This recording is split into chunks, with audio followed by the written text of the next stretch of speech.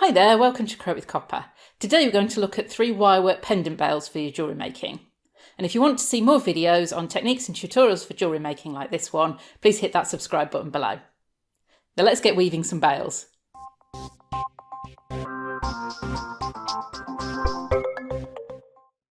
There are many ways of creating a bail.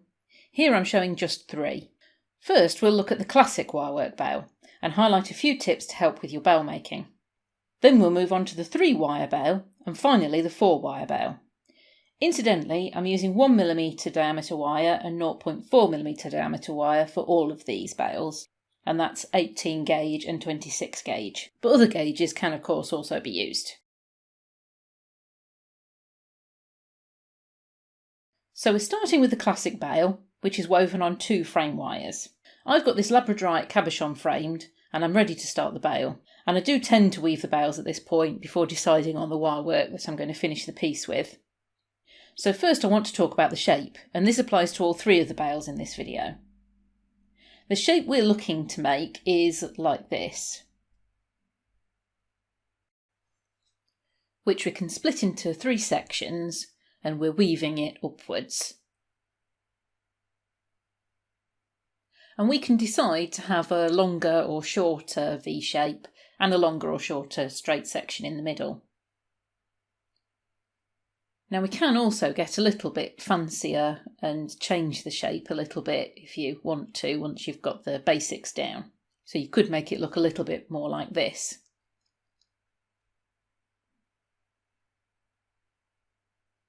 But let's start with the basic shape for now. And we can think about this in 3 sections. So I'll just label them 1, 2, 3. And just because of the shape we're weaving, it's easier to be neat in section 1 than section 3. So tip 1 is, if possible, to start at the front of the pendant. So that will be your section 1. Now the key to making a good shape is to take care about where your frame wires and weaving wires are at all times.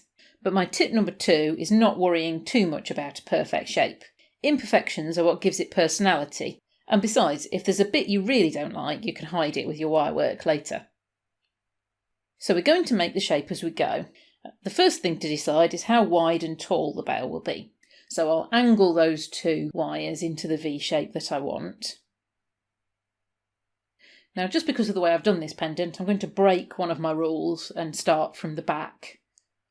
But this is just simply because of where the wires are. So now I've got my wires in place, this will be section 1.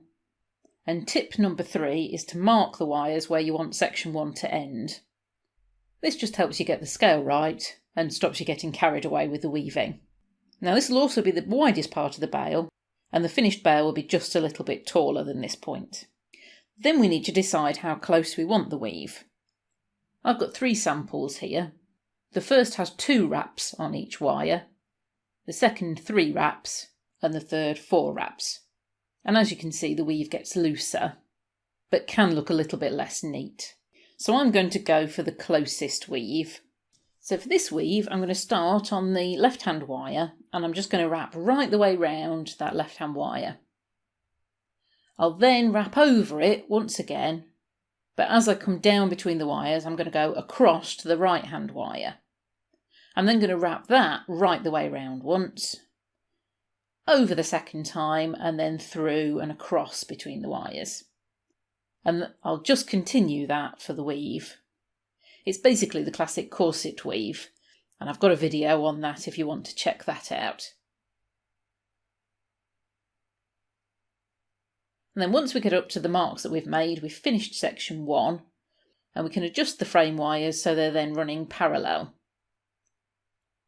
And then just continue the weave for a little way longer. You can mark the wires again to decide how long you want this section to be. I just tend to do 3 or 4 sets on each side. And then once we've finished that second section, we can adjust the wires again by crossing them over. And you can take care at this point to make sure that the shape's looking symmetrical. And then we'll continue weaving. But as I said before, the tendency here is for the wires to want to slip forwards. So tip number 4 is to hold the wires as you're weaving to prevent them slipping forwards, and just weave carefully.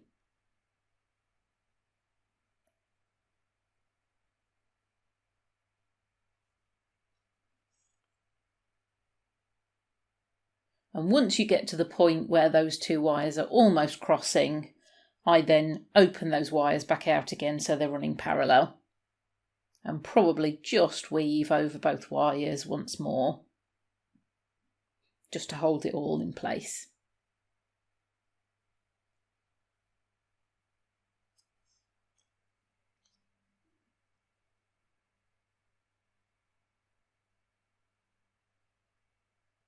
And that's the bale woven.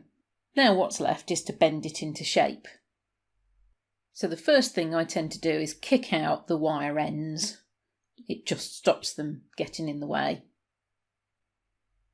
And then I'll gently bend it into place. And tip number 5 is to bend by hand if possible. And just gently make that curve. If the shape isn't quite how you want it, the next best option is to use a mandrel or a pen or something to bend it around. Now, slightly strangely, I don't tend to recommend using the bell making pliers for this, because once you've clamped the wires into the bell making pliers, the weaving wire tends to just push apart a bit, so the finish is a little bit less neat. But if you do need to use them, just hold the bale very carefully in the pliers. And that's this bale finished, and then I can continue the wire work to finish the piece.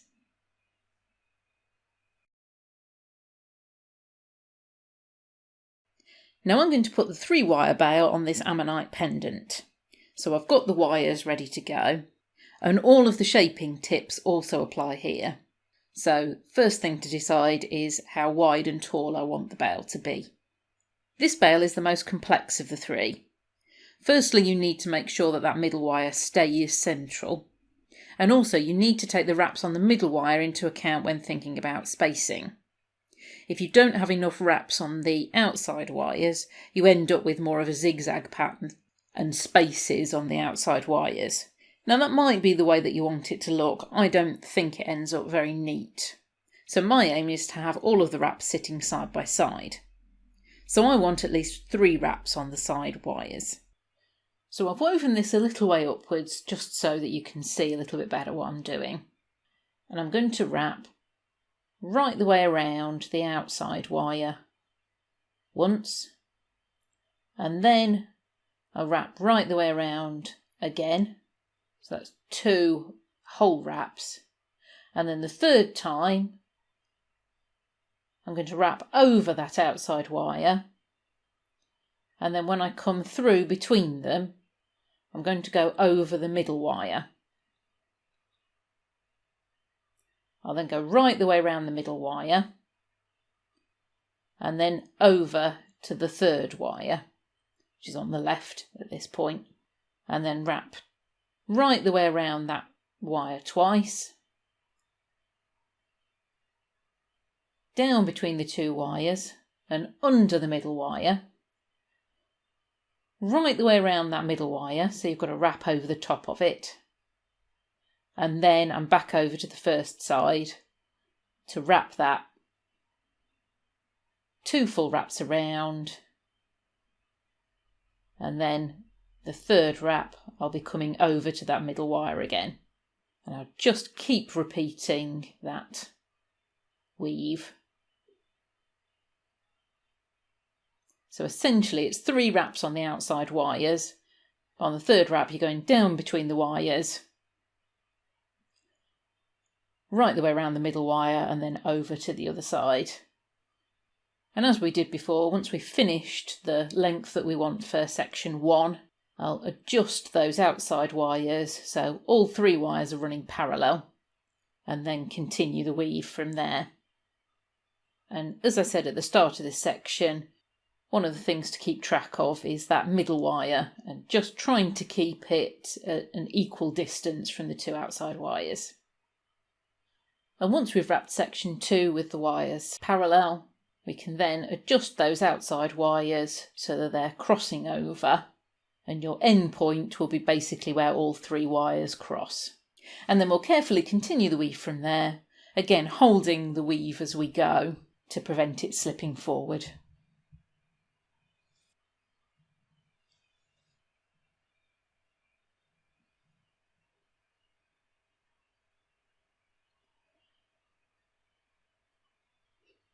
And as I reach the point where the wires cross, I can then just open the outside wires out again so all 3 are running parallel and are sitting next to each other. And then once the weaving's finished, we'll shape it as before. And then the piece is ready to continue the wirework embellishment.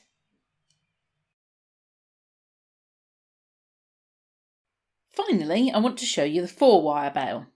Because you're dealing with the wires in pairs, it's quite easy to weave, and it creates a substantial and solid bail. So I'm putting it onto this abalone pendant.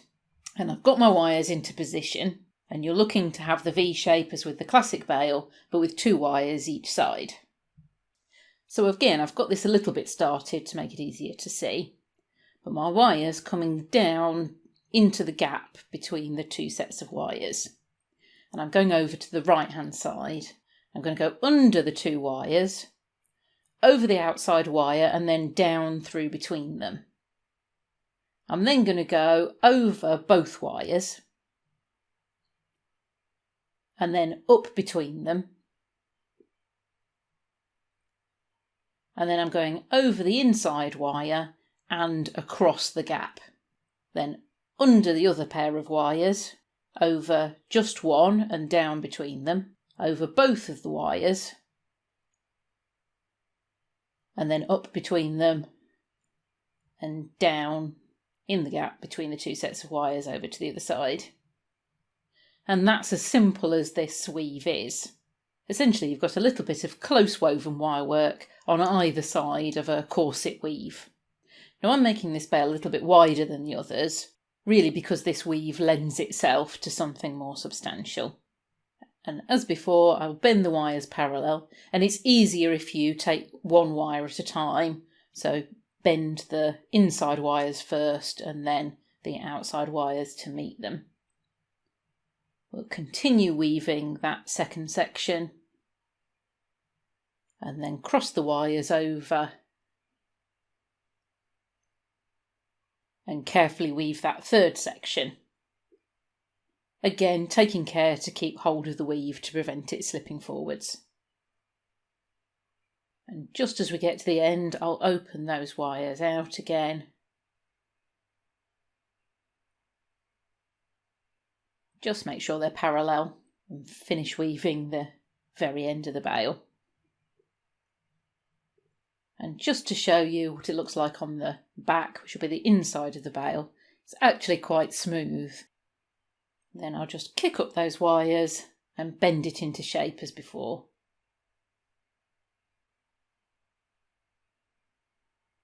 And then I just need to decide how I'm going to finish this pendant. So there you have 3 pendant bails to use for your jewellery projects. I hope you enjoyed the video and it's given you some ideas and inspiration.